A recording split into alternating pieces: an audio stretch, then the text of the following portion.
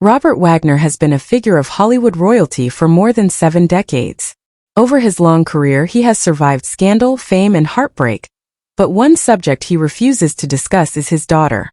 Even after countless interviews, the 95-year-old actor becomes silent whenever she is mentioned. In 2012, police got involved in an incident that changed everything. Drugs were found, Wagner paid bail money, and then disappeared from public view. What exactly happened remains a mystery. One more secret in a life full of them. Born on February 10, 1930, in Detroit, Michigan, Wagner came from modest roots.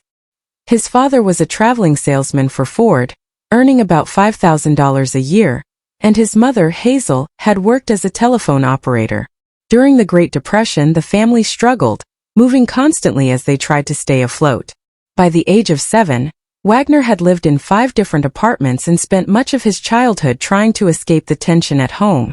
In 1937, the family left Detroit for California, hoping for a better life and cleaner air for his mother's asthma.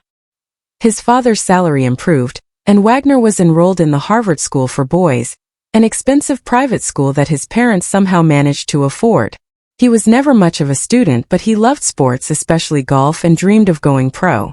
By 15, Wagner was competing in amateur tournaments, working as a caddy, and rubbing shoulders with Hollywood stars like Clark Gable and Randolph Scott.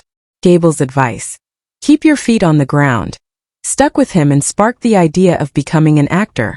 School discipline didn't suit him. Between 1942 and 1947, he was expelled from several military academies for pranks and rule-breaking.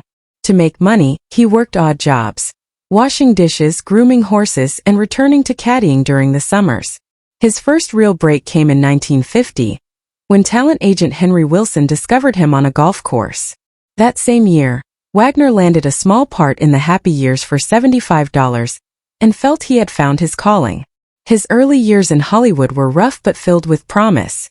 He nearly drowned filming The Frogman in 1951 and lost 10 pounds training with real Navy divers. Critics praised his performance, and he quickly followed with war dramas like Halls of Montezuma and With a Song in My Heart.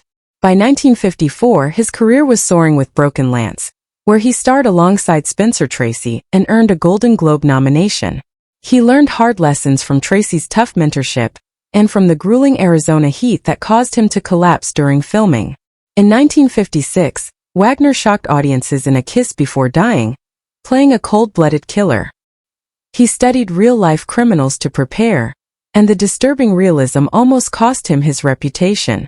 That same year, while shooting The Mountain in the French Alps, he was buried in an avalanche and later sued the studio for $50,000 in damages. The accidents and near-death experiences only seemed to fuel his determination. Through the late 1950s, Wagner kept building his reputation with gritty war films and westerns, suffering real injuries but gaining a reputation as a fearless actor willing to do his own stunts. By 1960, his career intersected with his personal life in All the Fine Young Cannibals, co-starring Natalie Wood.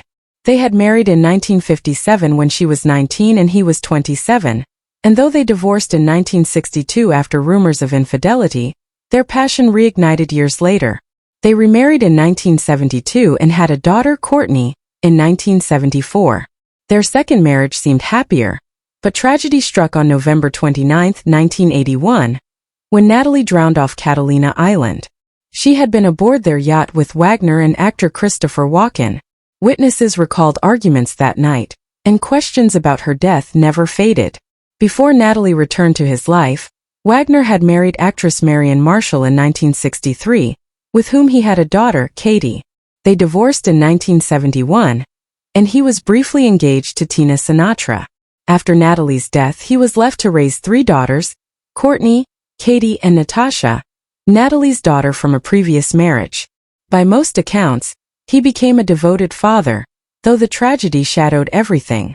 In 2018, police named him a person of interest in Natalie's death, and the coroner later changed the cause from accidental drowning to suspicious.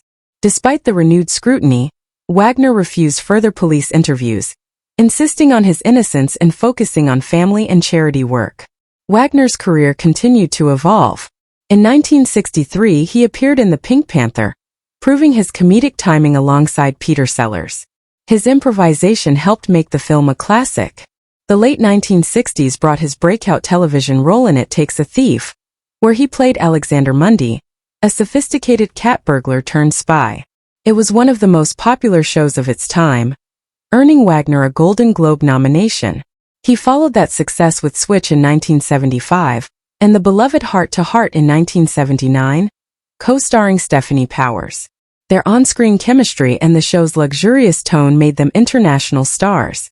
Through the 1980s and 1990s, Wagner remained active in both film and television. He appeared in The Towering Inferno, 1974, performing dangerous stunts that landed him in the hospital, and later in miniseries like Windmills of the Gods. He even voiced a villain in Disney's The Rescuers Down Under, 1990. In 1997, his career enjoyed a late resurgence when he joined the Austin Powers films as number 2, a role that introduced him to a new generation. Away from the screen, his personal life remained turbulent. After Natalie's death, he found comfort with actress Jill St. John, whom he married in 1990. They settled in Aspen, supported animal rights causes, and have been together for more than 35 years.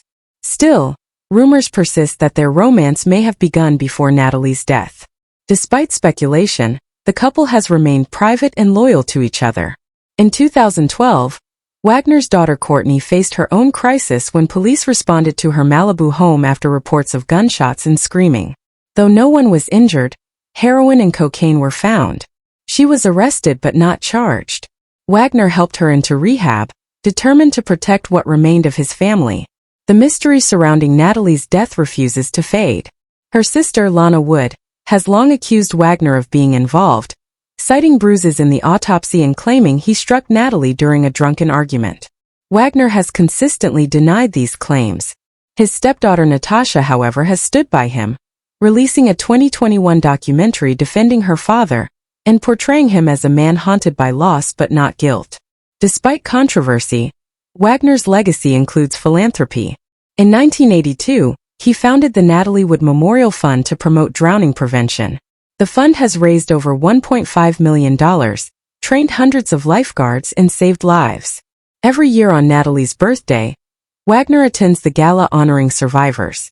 Donations often surge when new reports about the case surface, but the charity's impact is real. Even in his 90s, Wagner has remained active and introspective.